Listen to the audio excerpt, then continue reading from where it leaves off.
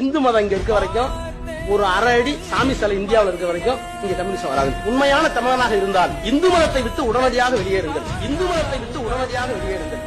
100 வருஷ கோயில் இடிச்சிருக்கேன். இதே டிஆர் பாலு சரஸ்வதி கோயில், லட்சுமி கோயில், இன்னொரு கோயில் என்ன சரஸ்வதி லட்சுமி, இன்னொரு கடவுள் பார்வதி கோயில். இந்த 3 கோயில நான் தான் இடிச்சேன். கடவுளுக்கு எதிரா நீ ஒரு உண்டியல் இருக்கு இருக்கா? ஆமா, அதுக்கு எதுக்கு சென்டன் வச்சுட்டு ஒரு காவலாளி நிற்கிறான். கோயில் வாசலில் வாக்கு சேகரித்த ஸ்டாலின் நெற்றியில் குங்குமம் வைக்கப்பட்டது. இதனை அவர் உடனடியாக அழித்துவிட்டதால் அங்கு சிறிது நேரம் பரபரப்பு நிலவியது. சதானத்தை விடையிருப்போம்.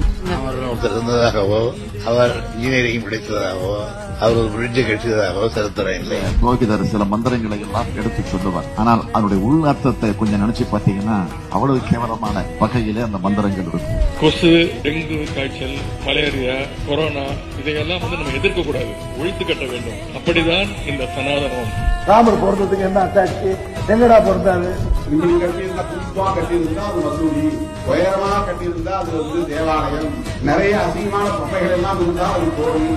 ராமர் தடவியதால் அணிலுக்கு 3 கோடு இருக்கிறது என்று சொன்னால் சீதைக்கு எங்கேயுமே கோடு இல்லையே, ஒருவேளை அவர் சீதையை தடவவில்லையோ என்கின்ற ஒரு சந்தேகம் இருக்கிறது.